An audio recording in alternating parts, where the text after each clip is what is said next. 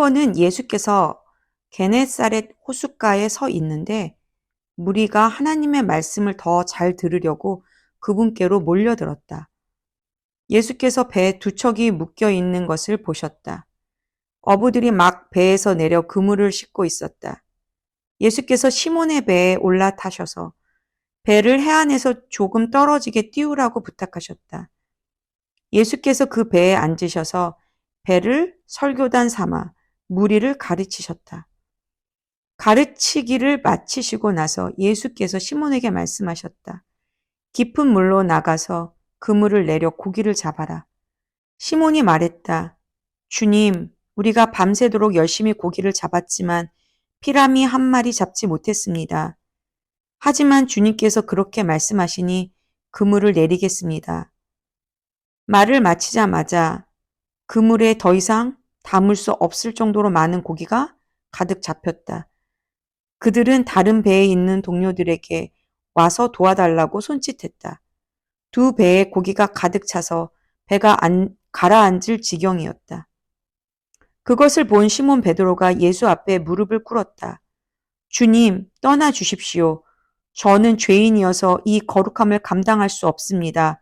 저를 내버려 두십시오. 잡은 고기를 끌어올리자 시몬과 그 곁에 있던 사람들이 모두 두려움에 사로잡혔다. 시몬의 동료인 세베대의 두 아들 야고보와 요한도 마찬가지였다. 예수께서 시몬에게 말씀하셨다. 두려워할 것 없다. 이제부터 너는 사람을 낳게 될 것이다. 그들은 배를 해안으로 끌어올린 뒤에 그물과 모든 것을 배와 함께 버려두고 그분을 따라갔다. 어느 마을에 온 몸에 나병이 걸린 사람이 있었다. 그가 예수를 보고 그분 앞에 엎드려 간청했다. 원하시면 저를 깨끗하게 하실 수 있습니다. 예수께서 손을 내밀어 그에게 대시며 말씀하셨다. 내가 원한다. 깨끗하게 되어라. 그러자 즉시 그의 살갗이 부드러워지고 나병이 깨끗이 사라졌다. 예수께서 그에게 말씀하셨다. 온 동네에 말하고 다니지 마라. 모세가 명한 대로 예물을 가지고 제사장에게 가서 내 나은 몸을 조용히 보여라. 내 말이 아니라 깨끗해져서 순종하는 내 삶이 내가 한 일을 증거할 것이다.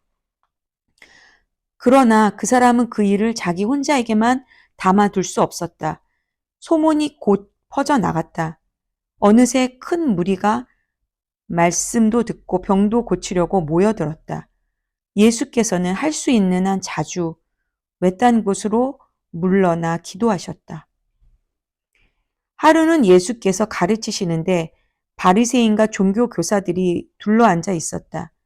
그들은 갈릴리와 유대의 모든 마을과 멀리 예루살렘에서 온 사람들이었다. 하나님의 치유 능력이 예수께 임했다. 사람들이 중풍병자 한 사람을 들것에 실어서 데려왔다. 그들은 집 안으로 들어가 예수 앞에 그를 데려다 놓을 방법을 찾고 있었다. 무리 때문에 길을 찾을 수 없자 그들은 지붕으로 올라가 기왓장을 뜯어내고 무리 가운데 계신 예수 바로 앞 그 사람을 달아내렸다. 그들의 담대한 믿음에 감동하신 예수께서 말씀하셨다. 친구여, 내가 내 죄를 용서한다. 그러자 종교학자와 바리새인들이 웅성대기 시작했다.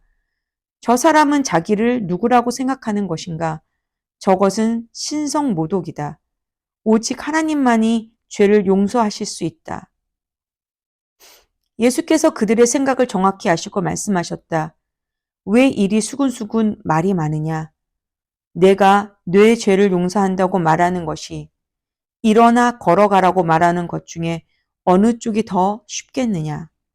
내가 인자인 것과 내가 어느 쪽이든 행할 권한이 있다는 것을 분명히 보여주겠다.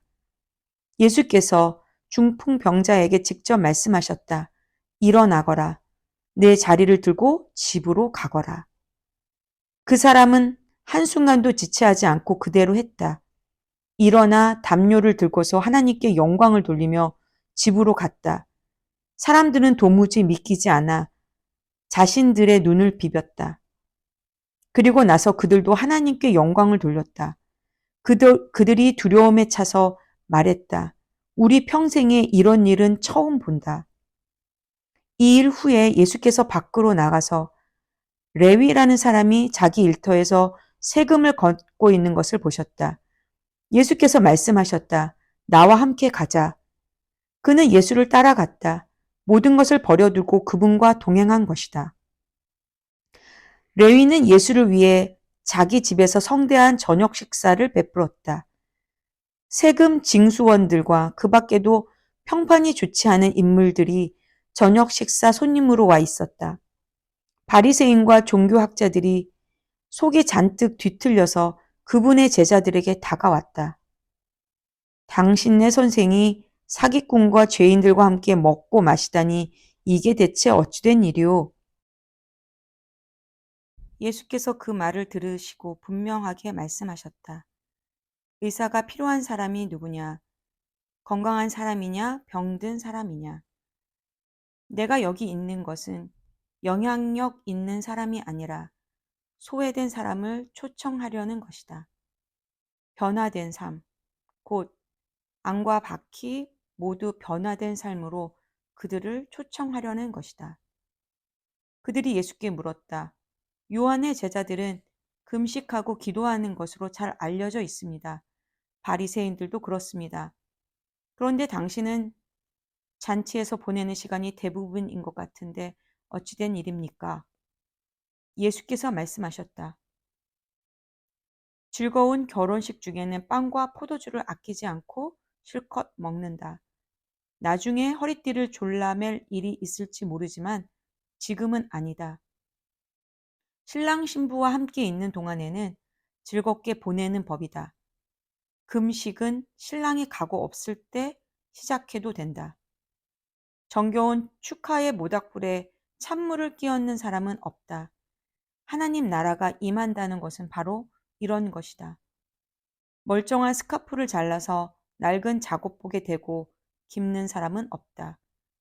서로 어울리는 천을 찾게 마련이다. 낡고 금이 간 병에는 포도주를 담지 않는 법이다.